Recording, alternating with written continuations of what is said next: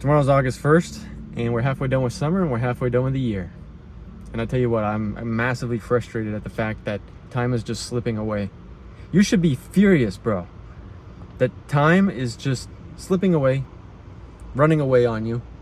And some of you guys are just fine being in comfort.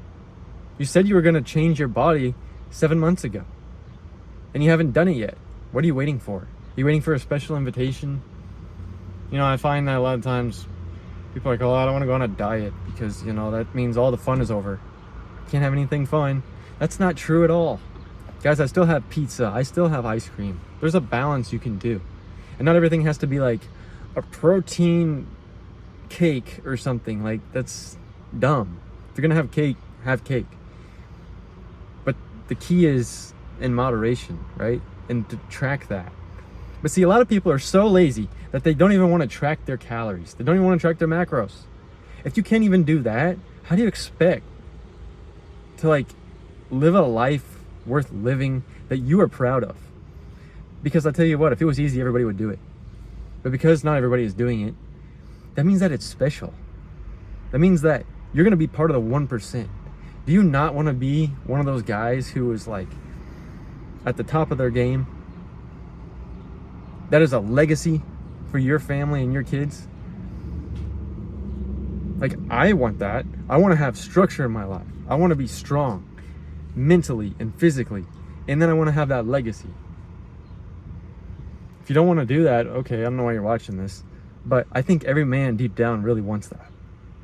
Okay?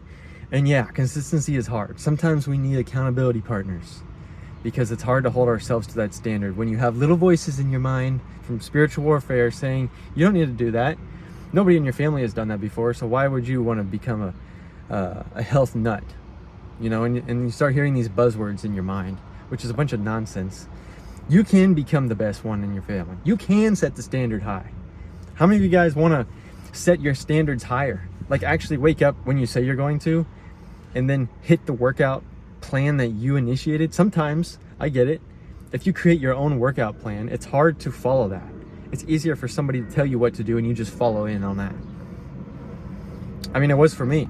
Like, it was easier when someone would just tell me, hey, do this workout. I'm like, okay, I got it. And I'm gonna listen. But when I had to build up my own, it's a little bit tougher because, well, I don't know if I'm doing it right. It doesn't feel like, am I gonna get the results? I don't know. Yeah, you have to go in and just attack the day. And it starts by changing out your habits, okay? Starting in the morning. Once you can win the morning, you can win the rest. Guys, I always say that a good landing comes from a good approach.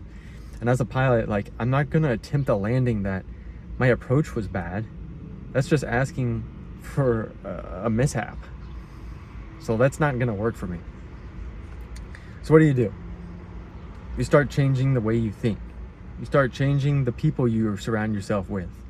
All right, how many of you guys are around people that don't want to work out, or are telling you it's okay to just be yourself? Well, what if yourself isn't that version that you are right now? Guys, I came from a background where I was super skinny and I wanted to put on some muscle. I wanted to start being respected and to walk around in confidence, to stop being invisible to people that I thought were important. Okay? To actually walk into a room and give a presentation and people would listen to you. Instead of like, who's this little kid? You know, someone who's shy and a pushover. Like, that is not who we want to be. And I feel that sometimes we overcompensate by being loud, or we overcompensate by talking over other people. And once I realized that from when people would talk, like overtalk me, it was like, oh, okay, it's not actually my fault. They have their own insecurities, but I still need to work on myself. And so by keeping the promises I make to myself each and every day, okay, by going to the gym like we are right now, even though I feel dead tired because I've had 6 hours of sleep over the last 3 days, like 5-6 hours each night, that's not enough for me. I've always been somebody that I need a lot of sleep. I need 7, 8, 9 hours, ideally, of sleep to feel my all-time best. Which I always knew internally when I was doing engineering, because I never pulled an all-nighter because I always needed my sleep, is I had to back things up and have systems in place so that I could go in and attack that final, so I could get a good grade, so I could graduate. Because they told me, 33% of you will make it, or less. It was like the guy on your left and right won't be there when you graduate. How bad do you want it? How bad do you want success? How bad do you want to leave a legacy? You're just kind of drifting through life like, yeah, you know, it would be nice. It's a nice to have. You know, my uncle was diagnosed with diabetes at one point. It's amazing how fast he lost weight. I'd never seen that before, ever. He's always been a bigger dude. Next thing you know, I'm like, what happened to you? So it's unfortunate that a lot of people will wait to the last minute to start making a change once they get a bad diagnosis versus being proactive about it.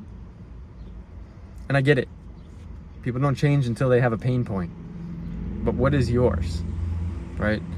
There's so many different ones. I mean, it stems from like not being in a relationship, to having failed relationships, to getting walked over, to having people not respect you, to not getting the jobs that you want because you weren't confident in yourself, because you didn't believe who you were, because you didn't have any of those systems in place, because you didn't have any of the good habits. And then of course the food that you eat, right? The food that you eat will literally fuel you. I've done experiments where I've had like real whole foods, strawberries, like bananas, all kinds of like complex carbs with like steak, chicken, and I feel amazing. Then I've had weeks where it's all processed and I just feel lethargic, tired, brain fog.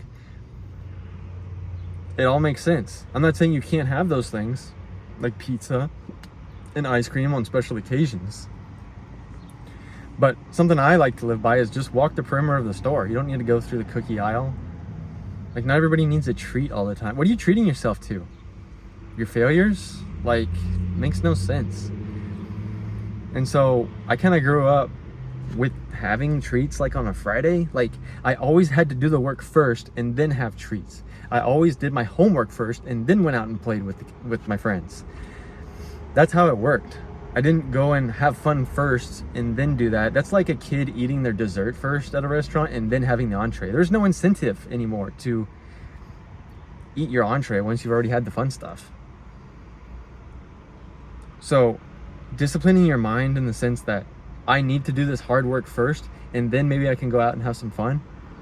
You'll always feel 100% all the time much better when you do it that way versus, hey, I had fun first and then now I'm procrastinating on trying to get my stuff done. Yeah, no wonder it's hard for you because you've been procrastinating this whole time. And you had your fun first.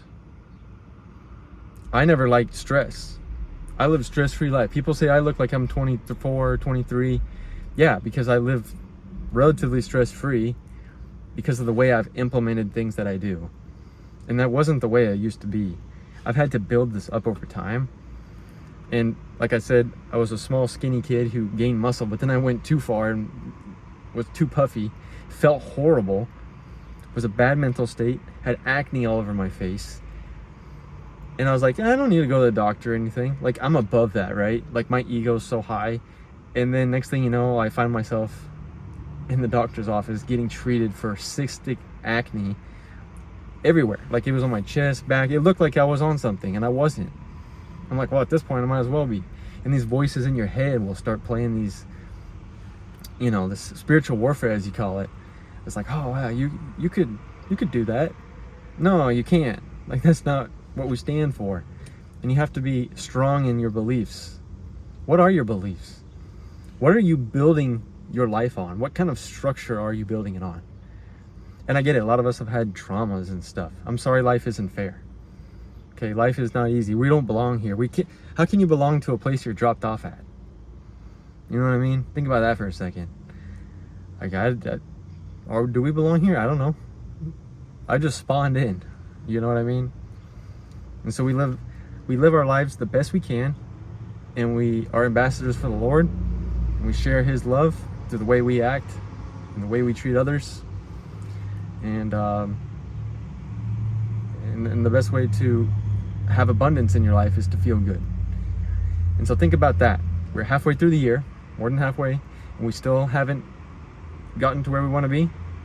Maybe we don't know where we want to go. Maybe you don't know how to get there. And it's okay, because And everything's a learning curve, and everything happens for a reason. Maybe you're watching this video for the first time, and you're like, wow, I totally get that. That was me. And you know, I had the worst time speaking. I used to make these videos before even posting any of them, just as my own like therapy. But I feel like there's a lot of people that can benefit from it. Anyway, boys, I got to get in there and do a push day, and see you in the next video. Keep becoming the man you need to be, and ignore everybody else. Once you make up in your mind that this is who you're going to be and this is how you're going to get there, and you've mapped it out and you've written it down, don't deviate. Don't let anybody talk you out of it. Guys, I've had to literally let go of everybody in my past, on social media, on everything, because they didn't. It's kind of like an era, like a chapter that closed. Those people were not supporting things I was doing. Why would you keep that around?